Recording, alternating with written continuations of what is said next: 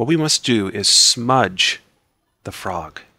By smudging the frog, we can make it look more like it's coated with chocolate, because most of the time anything coated with chocolate is very smooth, has a very nice smooth texture to it. And so that's what we must do.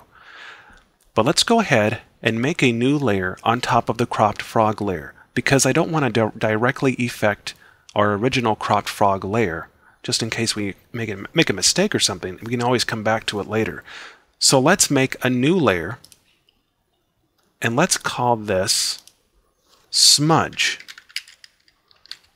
And then after you create the smudge layer, all we have to do over here on the toolbar, right here, you'll find the smudge tool. Now if the blur tool is selected, it might look like this.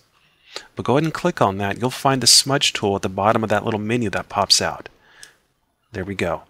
Okay, now depending on how large your object is or how high resolution your image is going to depend on the size of the brush that you're going to need to use. So in this case, I'm going to go ahead and right click on the image, and for the hardness, well, we could probably turn that down for now, and I'll need to adjust the diameter of the brush as I move along while I'm smudging the image. So there's really no one set size brush for this particular frog here. I'll just go ahead and set it on 32 pixels, and we'll just go ahead and work with that.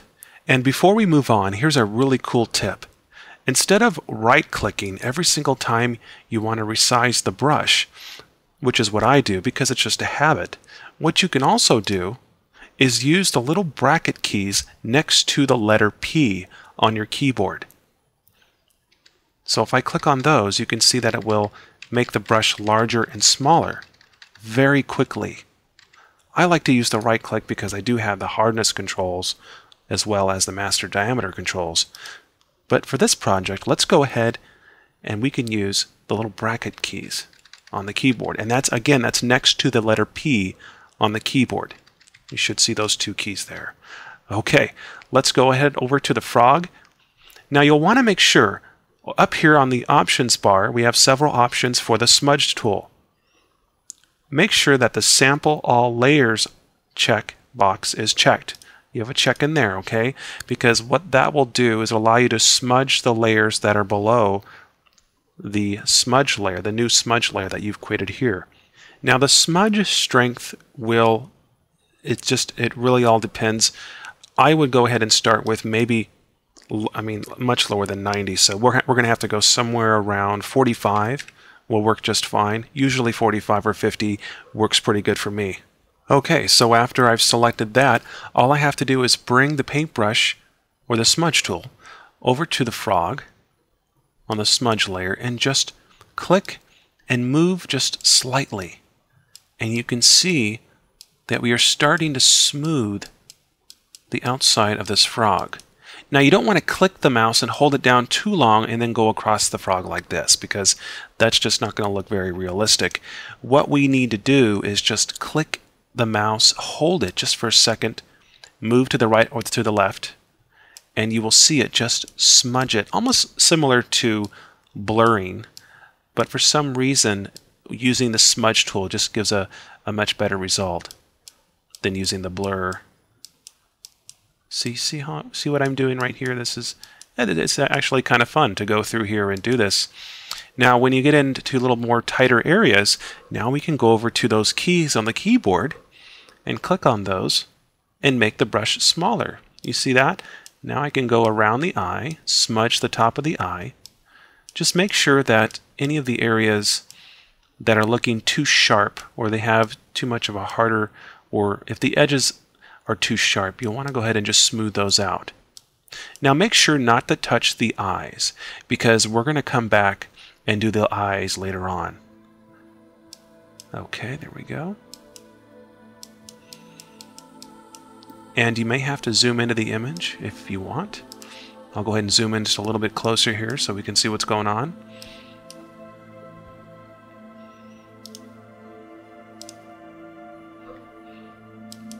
What I like to do is I can just keep my two fingers on those keys to make the smudge tool larger or smaller. There we go. Always keep in mind when there's any time there's cracks, or there is a fold, or there's something where two things come together, you might not want to run the smudge tool over those areas. For instance, his mouth, where it closes, we want to retain the detail right where that spot is. So we don't want to go ahead and smudge over that like this, because that's just not going to look right. So what we will do is just ignore that spot and go around it. Like this. And don't get too close to the edge, because you could smudge the edge and it might look like that, and you don't want that either. So try to stay away from the edge as much as possible, and just come in here with the mouse. You can also use a tablet to do this, whatever you prefer.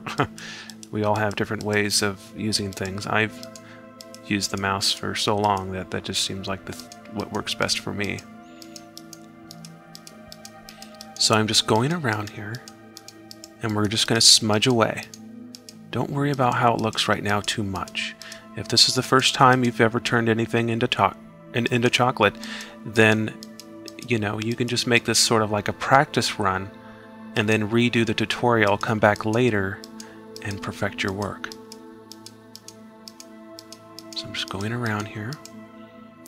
Everything's looking really good.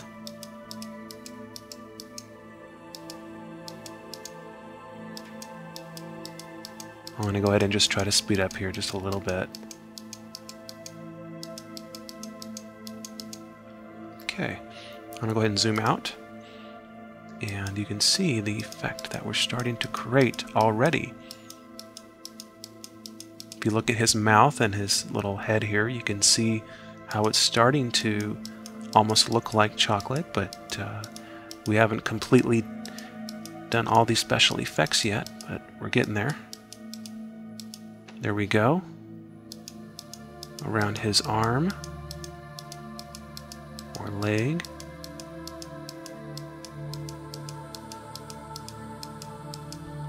Now I'll go ahead and zoom in. I'll get to these little tighter spots here, like his fingers or his hands, and I'll go ahead and just click the bracket there to lower the size of the brush or the smudge tool just a little bit more, and I will just right along his feet here, just like that. Just make sure there's no sharp points. Everything is just very smooth on the inside, and the edge of the frog is very sharp.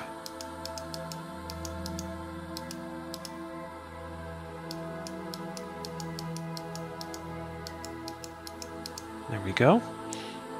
And I'll go ahead and hold down the space bar on the keyboard to get the hand tool, and then I can move to another area.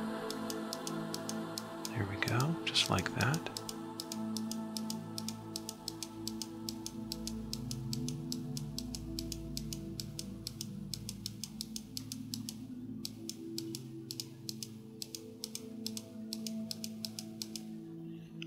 It looks like because of the depth of field on the camera, or from when the person took the photo, there is some depth. So as we move back further on his legs in the back, they are a little bit more out of focus than his feet in the front are.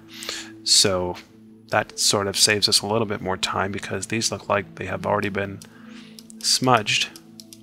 But it's only a blur, so we want to really give this area a real smudge.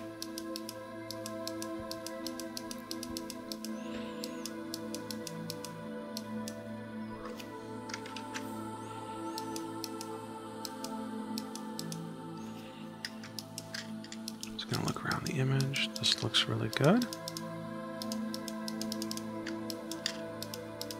And I'll make that brush or that smudge tool just a little bit smaller. And I'll come down here. There we go. Great. Now let's look at everything here. If there's any other areas that we need to touch up, let's go ahead and do that now.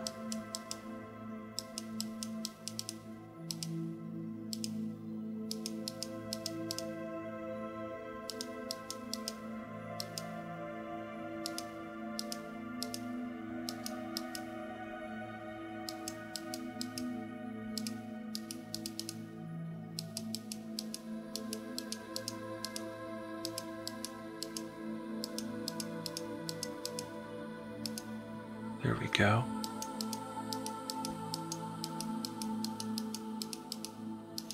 All right, let's go ahead and zoom out now and see what we have done. Great, look at that.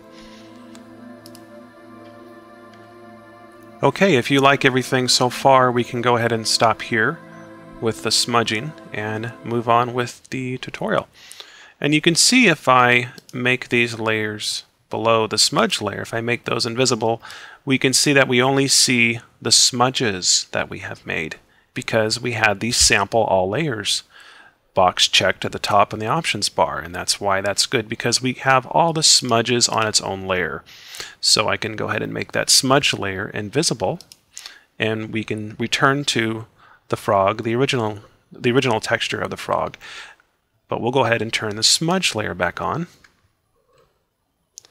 And there we have it. So we're completed the smudging process for the frog. Now let's move on to adding the drips of the chocolate to the frog.